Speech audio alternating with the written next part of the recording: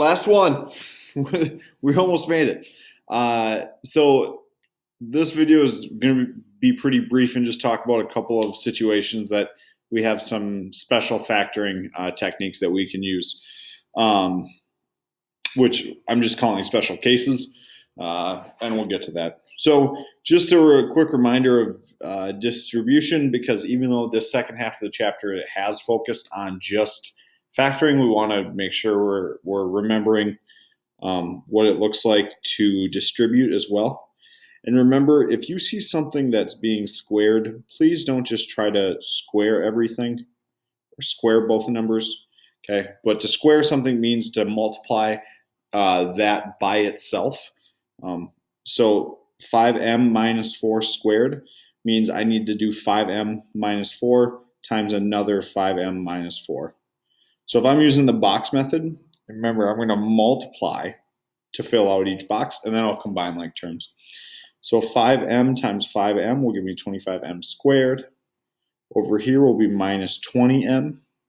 In the lower left is another minus 20m. And then negative 4 times negative 4 gives me positive 16. I see a negative 20m and another negative 20m, so I can combine those together. 25m squared, negative 20 and negative 20 makes negative 40. And then 16 is all by itself as a constant number. Okay, so that's that. And then we have this, we looked back in the first half of the chapter, I believe it was 8.4. We talked about what happens if you multiply two things that look identical, but except for the second term where it has one positive and one negative. And something really interesting happens here. I get 4x squared in the upper left-hand box. Then I get 6x, positive 6x. Lower left is going to be negative 6x. And then the bottom right-hand corner, I get negative 9. Now when I go to combine these terms, I end up with the 6x minus 6x cancel out. So I just end up with 4x squared minus 9. Okay. Is what we get there. And that second example that we just did is really the focus of what we're going to do in this video.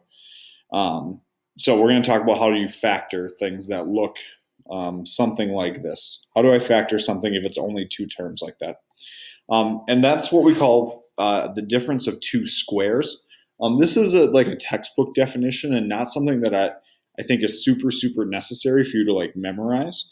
But if you see something written like this, where it's something squared minus something else squared, okay, in this case, I'm just calling it A and B. That's going to factor into A plus B and A minus B, okay? And that's going to be kind of like that second example. If you look back, that's kind of the setup that we're going to have. So before I get to these examples down here, let me give you just a couple of quick examples here and tie it back. Let's say I have x squared minus 25, and I ask you to factor that. Okay, it's two terms, which is different than what we're used to. But if you think about it, the middle term or the b term is missing. So instead of x squared minus 25, you could write it like this,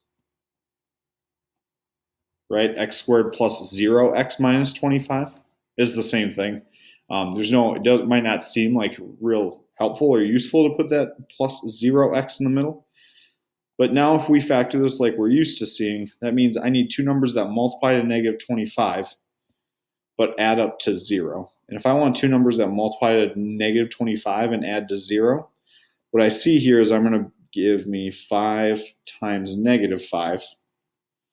So then my factored version would be x minus 5 times x plus 5. Okay. Now, some shortcut things that I want to show you real quick. We know that x multiplied by x will give me x squared. But if you look here, negative 5 times positive 5 gives me the second term of negative 25. Because my sets of parentheses down here, these colors are fun. Based on these parentheses down here, because they are the exact same except the sign changed in the middle, I don't have to worry about a middle term, and that's why this only has 2 terms up here. Okay. So what we're going to see is if I ask you to factor something like this, x squared minus 49. Well, I know that in order to get x squared, it's got to be x times x. Okay. That's how I get that first term. X squared is x multiplied by x. To get negative 49, if I tell you I need 2 numbers that multiply negative 49 but add to 0, okay, that means they have to be opposite numbers. Well, the only opposite numbers that multiply to negative 49 are positive 7 and negative 7, which means these are my factors then. So my final answer here would be x minus 7 times x plus 7. Okay. So if it's 2 terms like that and it's a minus sign in between them, it's going to be the exact same factors, just one's positive and one's negative. Another way that some teachers like to look at this is to think of it as, can I square root this thing? Can I square root 4y to the second? Well, I can square root 4, and that's 2. And if I square root y to the second power, that would just be y. Okay. So that's what I'm going to put in each of the factors to start with. I'm going to do this, organize the colors differently here.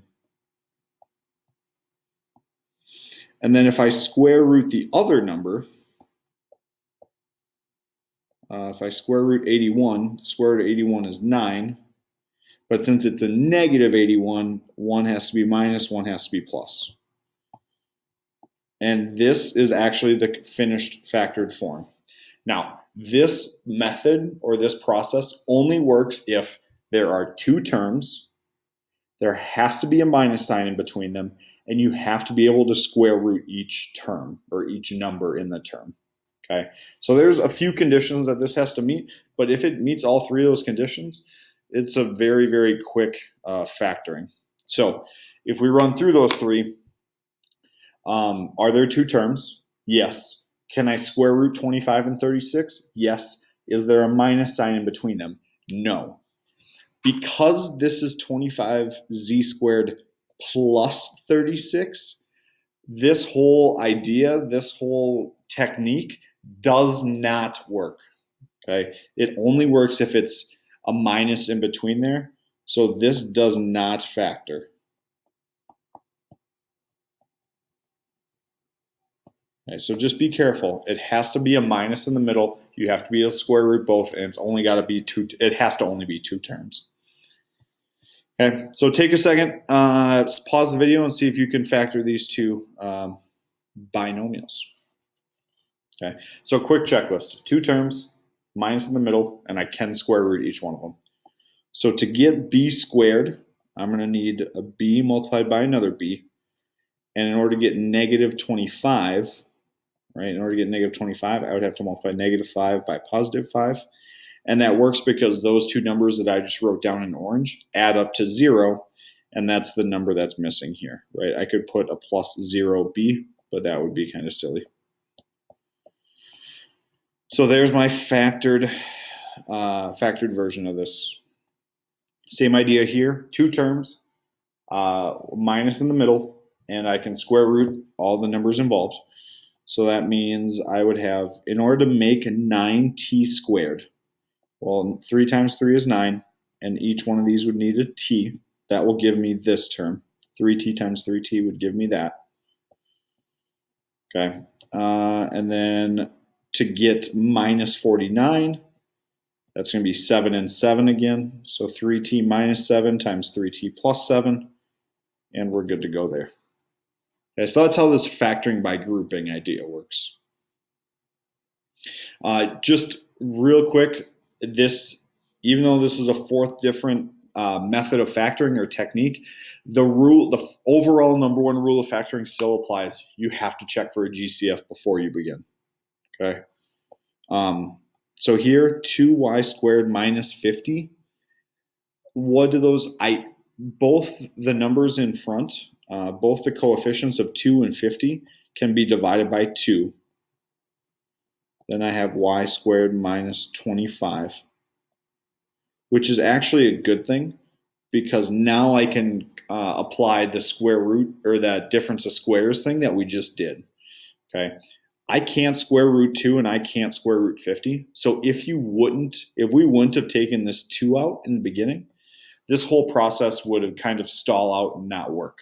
But because I took 2 out of both of these, I know that in order to make y squared, I need y times y. In order to make negative 25, I'm going to need a minus 5 and a plus 5. Then I just put my GCF of 2 in front. Okay. Same thing we've been doing, just double check for a GCF first.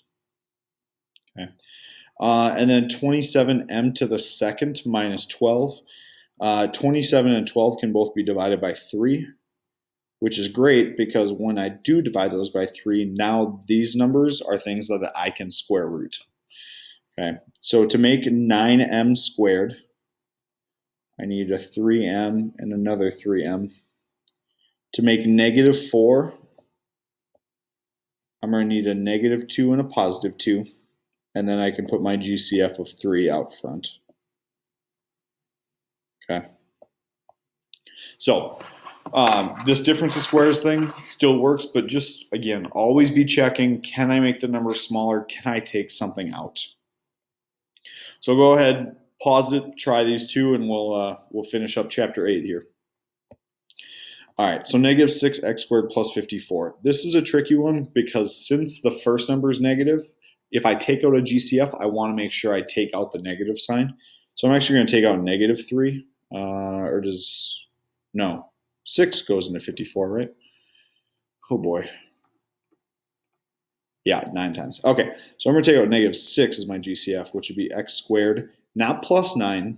Since I'm dividing by negative 6, 54 changes to minus 9.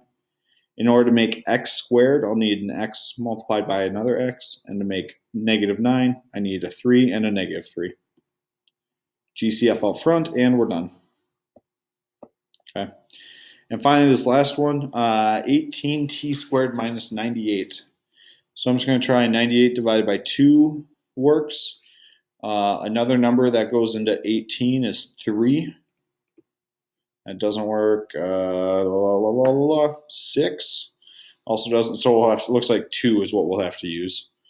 So if I take out 2, I have 9t squared minus, what did that say, 49, I think. Minus 49. So then to make 9t squared, I need 3t and 3t. And to make negative 49, that's a negative 7 with a positive 7. Okay.